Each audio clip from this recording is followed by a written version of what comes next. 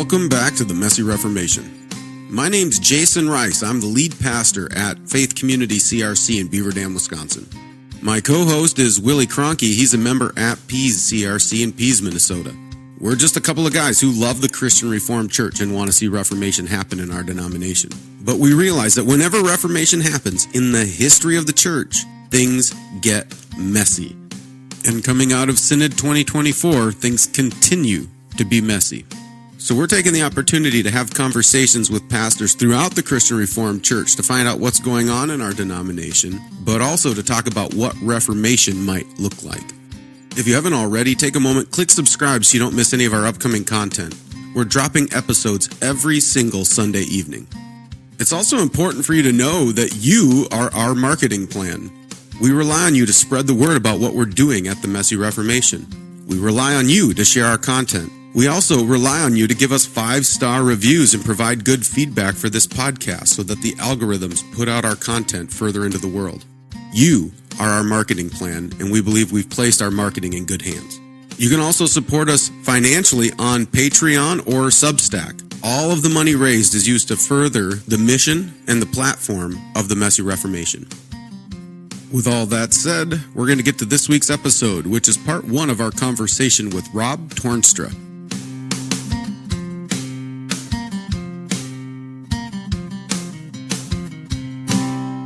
So, Rob, why don't you just kick us off and let us know a little bit about yourself and your family and the church that you're at? Yeah, sure. Well, guys, thanks for the invite, and it's really good to join you on this. I've been a pastor for, in fact, tomorrow is 18 years since I was ordained into ministry here in the Christian Reformed Church. I've been serving here at Sunny Slope Church in Salem for that entire time, and if you would have asked me 18 years ago, are you going to still be here in 18 years? I'm certain I would have said no. I think I would have expected that I would have been moving on probably a couple times by now. But I've loved it here. It's been a good fit. Sunny Slope has been very supportive and very encouraging, and God, I think, has blessed the ministry in my time here. We're located in Salem, Oregon. And I'll maybe say a little more about that in a second, but maybe just since you asked, I'll introduce my family as well. I've been married for 23 years now. My wife Amy and we met in college. I went to college at it's now called Kuiper College. It was Reformed Bible College when I was there. I did my 4-year degree there, and then did seminary after that. My oldest daughter was born in my last year of seminary. Now she's a college sophomore, she's doing some neat work in criminal justice. Awesome. And then my son is a junior in high school, and then he's pretty involved in sports and other activities in that. And then my youngest daughter is a freshman in high school. So we've got the 3 kids, and they keep us pretty busy. Although now that they're getting older and that they're more independent, and so which is different. And there's some good, and there's some things we miss as well. But life is good. Like I said, married. My wife Amy and I've been married for 23 very good years. And as I said, I've served here in Salem for 18 of those years. We live on the West Coast, and it's a unique area in a lot of ways. Salem, Oregon in particular is an unusual place, I think, because it is one of the most unchurched states in the country, and we feel that here in Salem. Now, it's a little bit about Oregon. Oregon is, you've got the cities of like Portland and Eugene. Those are kind of the big cities that if you follow college sports and that, you also know of Corvallis. And especially Salem and Eugene, and to a slightly lesser extent Corvallis, those are very progressive cities. They're very liberal in many ways, socially, politically. When it comes to issues like abortion or even euthanasia, actually, physician-assisted suicide, Oregon has always sort of taken that pioneer spirit that founded our state and has adapted that and sort of appropriated that on social issues. We are sort of at the forerunner of these issues. And so we're a very progressive state in that way. But the ironic thing is that, well, maybe ironic, I don't know, but it's worth noting that much of our state outside of those two big places is actually more conservative. And so, if you think about, well, I'll just put it this way. There's a good chunk of our state right now that's trying to merge with the state of Idaho. And Idaho, if you know anything about politics and that, it's a very conservative state. It's sort of the, independent, don't tread on me kind of thing. That whole movement.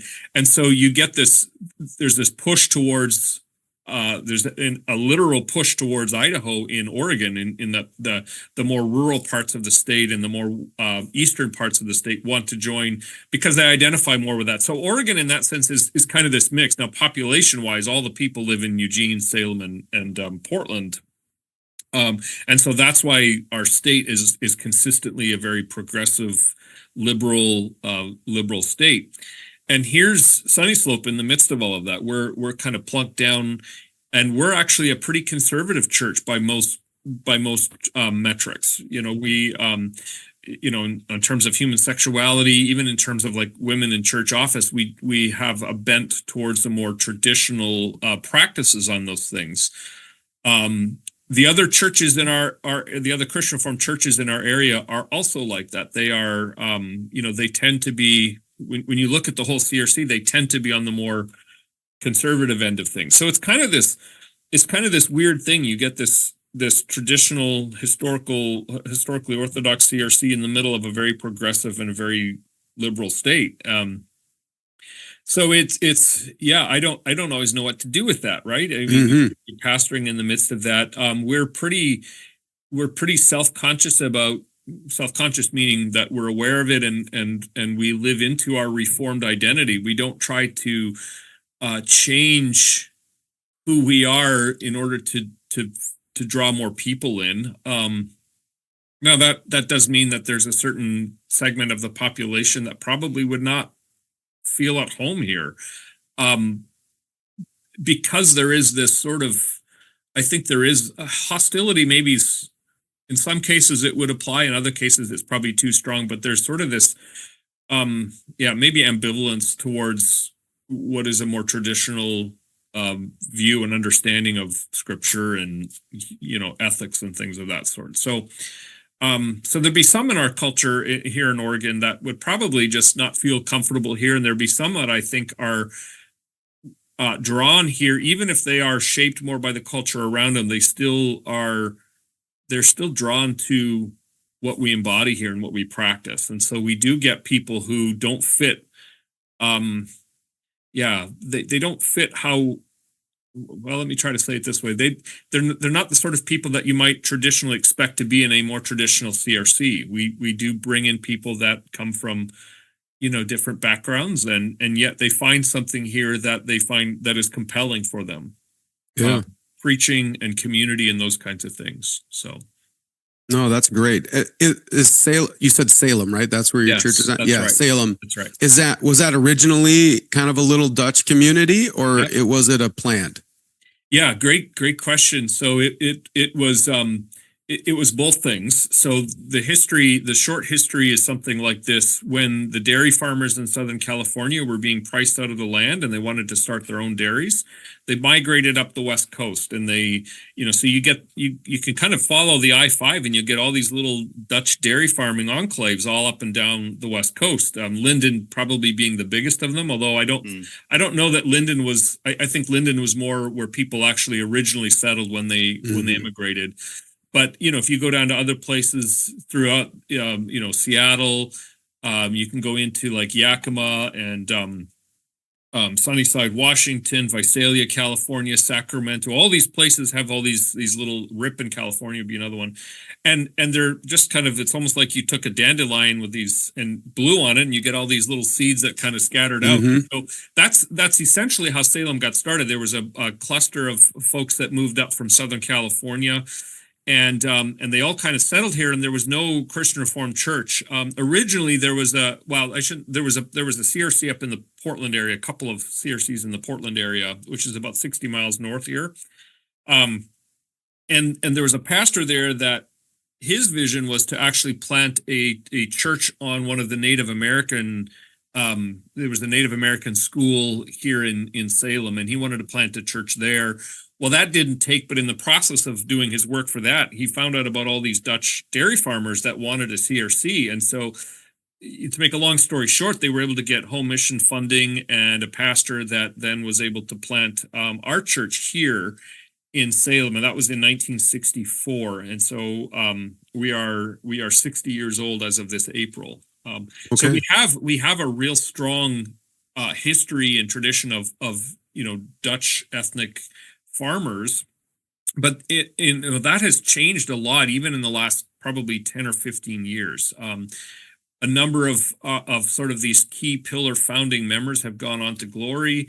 Many of them are, they're aging, and that means they're not able to be as involved. Like they're the sort of the pillar members, and that's, in one way, that's hard, right? You're losing you're losing or you're, the founding and pillar members are they're not able to be as active as they'd want to be and as they once were. But what's also happened is we're getting in a lot of new folks that are, they're not necessarily connected to the Dutch culture and Dutch traditions, but they love Reformed theology. So the number one group of people that get drawn into Sunny Slope, I think, are people that they find Reformed theology, or they've been drawn to Reformed theology, and they just Google it, Reformed churches in Salem, Oregon, and there's probably 3 that'll pop up, and they'll, they might watch the sermons online. That's usually what we hear. They watch our services online, or they check out a couple of sermons or some of the teaching that I do and post it online,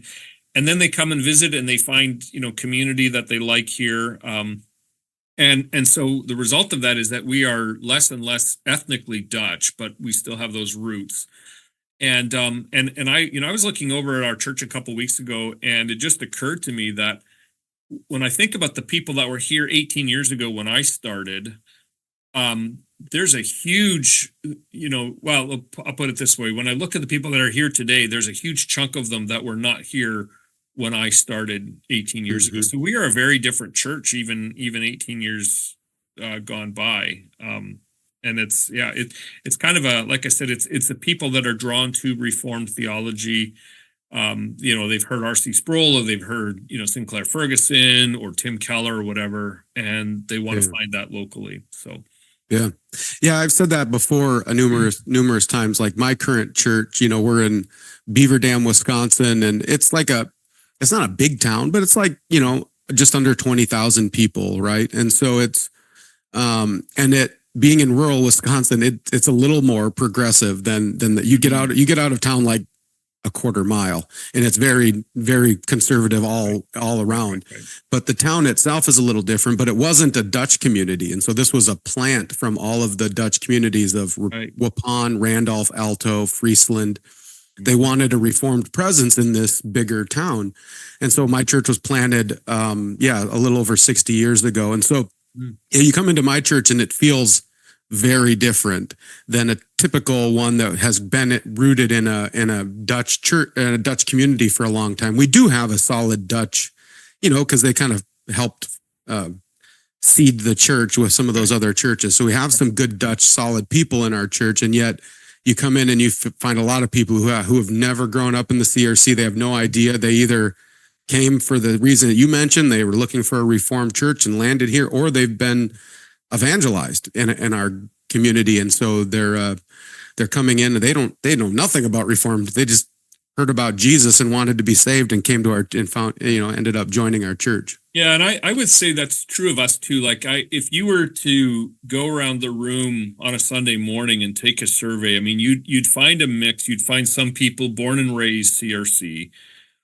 You'd find maybe a third that would be, they weren't born and raised, but they got drawn into Reformed theology later in life and they love Reformed theology. And then you'd find probably a third of people that would say, wait, what do you mean Reformed theology? What is that again? Mm-hmm. And it's not that they wouldn't, I mean, they've been shaped by the thinking and the culture of our church and the preaching and teaching, but they didn't come because they love Reformed theology. They came because there's a community here. So we have a segment of those folks as well.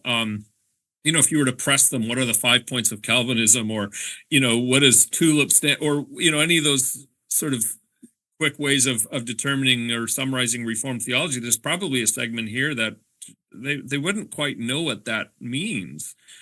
But they want to find a good church. They like the preaching, they like the teaching, and so here they are. And there's strengths and weaknesses to that. There's you obviously, in some ways, you wish everybody would be able to articulate Reformed theology in a very winsome way, but the reality is there's some that they're just not.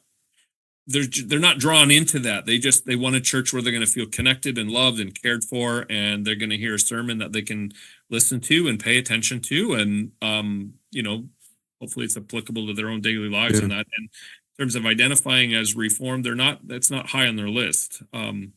There's probably some that you could press. Well, you're part of the CRC denomination. What exactly is that all about? And they say, I don't really know. And that's is one of the things. And steer me in a different direction, but if you want to. But one of the things that here we are. We're about 2,000 miles from Grand Rapids, and it's always kind of interesting going into, because I go back to Grand Rapids often enough for different reasons. But you get in there, and there is a unique culture in West Michigan, right? And that's not a bad thing.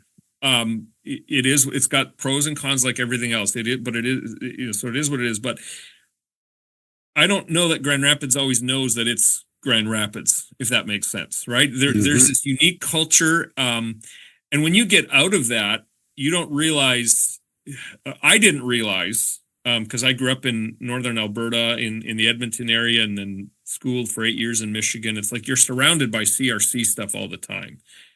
And so the culture forms you, and you don't realize that you've been formed by it. And then you get out of it, and it's just a different world out here. And that's got good and bad things too. I'm not saying that it's better out here than it is in West Michigan. And I'm not saying I'm not one of these West Michigan is bad type people. I'm just saying, I was talking to someone one time, and they were like, yeah, they were from West Michigan, and they were, I'll try to be vague enough on the details, but they're like, oh yeah, we get this, I get this too. And then he says, I'm from, and he mentioned this little community 15 miles outside of Grand Rapids. He's like, I get it. It's a bubble. I'm like, buddy, you're part of the bubble. You're in it. It's like, you got to get out of it a few thousand miles. And then you see that, it's not every place is like Grand Rapids. And as I'm saying, I'm not hard on Grand Rapids. I actually like Grand Rapids. And I appreciate the culture there, but it's just different when you're outside of it. I think just the strong culture of Grand Rapids, and I have been one who has criticized it because I've been frustrated about the bubble. But I think it's a testimony too to this kind of Reformed world and life view, how much of a culture. Now it's also a testimony on how, if you're blind to that bubble, how I think damaging that can be and how unhelpful that can be. But it also is just a testimony to this kind of all of Christ for all of life kind of understanding is really powerful in shaping a culture, not just in a church, but it'll kind of leaven itself out into a community and really create something, powerful. And that's what we all really want in our churches in a lot of ways. But I also think we need to be aware of the fact that that culture, we can be like a fish in water. And I was just going to say, that's that famous story of the fish that says, the one fish swims by the other, and how's the water this morning? And what water, right? And you don't know it until you get out of it, and that's always the challenge. Well, and Jason, that's even a challenge for us. I mean, we're Minnesota, Wisconsin, Midwest, and not everybody's a Vikings fan. I can't even believe that. And Rob, you're in a lot more of an interesting context. You said you're in a majorly unchurched state. So I'm wondering kind of what's it like to be a pastor in that kind of a context? Yeah, that's a great question. I find myself, so I'm personally drawn to a lot of the thought of Tim Keller, and I find that especially helpful. Now, let me be really, really clear. I have a lot to learn on this. and there's a, I'm so I'll kind of preface this with that, and also with saying I tend to be an introverted person. I wish I were more outgoing, because I think that would lend itself better to a lot of outreach and evangelism, and that's something that I'm just, I personally, I don't always do as well in that as I would like. So that's my honesty here, and my sort of in the name of transparency. Mm-hmm. But what I try to do in my preaching and teaching, I try to not assume that everybody in my church is converted, and I try to preach and teach in a way that that if you're a non-believer, and whether or not you're in church in the Sunday morning, or whether you're watching it online, that you can hear what I'm saying and at least be compelled enough to listen. So in other words, if I'm dealing with doctrines or teachings that are controversial, there's some that are especially, they're probably everywhere so, but especially here, where you'd be attacking a sacred cow. So like the exclusivity of Christ would be a big one. People in Oregon are very spiritual, but don't try to make the claim that your way is the only way. And I think that's common in a lot of places. It's not just an Oregon thing, but it's a special thing here. I try to present that in a way that acknowledges the difficulty of that. And I try not to be adversarial with culture, but rather engaging with culture. So I'm working on a message right now from the book of Acts 17. It's probably one of my favorite sermons or stories in Acts, where Paul is on the Areopagus. And it strikes me there's two things about Paul's approach. One of them is that he engages the what we would call the secular culture.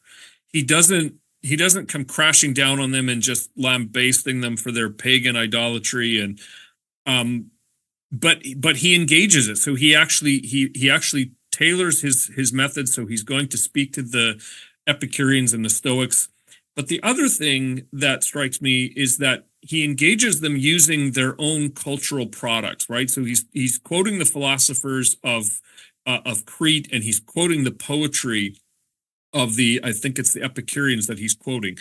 It might be a Stoic, I don't remember. In any case, he's using the cultural products of his culture to expose the weakness of that culture, and then to present the resurrection as a more compelling alternative. And I think that's always been a good model for me to at least try to follow.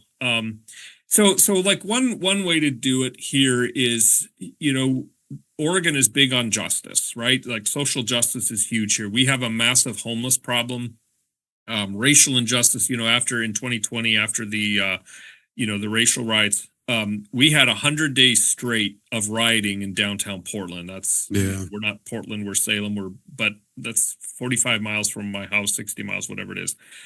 And so there's this passion for justice, and I think you can speak into that. You can say, okay, so number one, you have a standard of morality. You have a sense of right and wrong. Where do you get that from? And if you find it troubling that, to talk about God as a judge, for example, then why do you get so bent out of shape when you see these standards being violated? And isn't it true that you want somehow things to be made right in the world, and you want wrongdoing and injustice and violence to be condemned and punished? And so it's learning to speak into that by appealing to the sort of the needs and the longings and the frustrations of the culture. I mean, it's sort of a presuppositional apologetics approach as opposed to evidential apologetics. Evidentialism has its place, absolutely, but it's probably not as effective here, because you're not starting with the same starting point. You're not starting with people who take the authority of the Bible, and they'll say, fine, you believe in Jesus, great, that works for you, fine. You can try to prove that the resurrection happened all day long. You're going to have a hard time doing that here. I've got a friend who, I engage with him fairly often, and he's a very committed agnostic, leaning atheist, and humanist, and we can all just be good. And so we have wonderful conversations. But evidential apologetics doesn't work. I have to do more of the presuppositional stuff with them. Well, and I think a presuppositionalist tries to appeal to the image of God, even in the non-believer. And it sounds kind of like that's what you're getting at. Absolutely. Yeah. So like, I love watching movies. I watch a ton of movies. And I try not to do it as a consumer, but asking some of those questions. What does this say about our culture, our worldview, our longings? And how does Christianity then present a more compelling alternative? Because it's the all truth is God's truth. It's this idea that media reflects something of the human heart. How do we speak hope into that? And so so I try to do that, and I think even the most you have to be careful. There is a line, right? There's always like, okay, Christians shouldn't probably be watching this in the name of every square inch or something like that. But exactly. Anyway.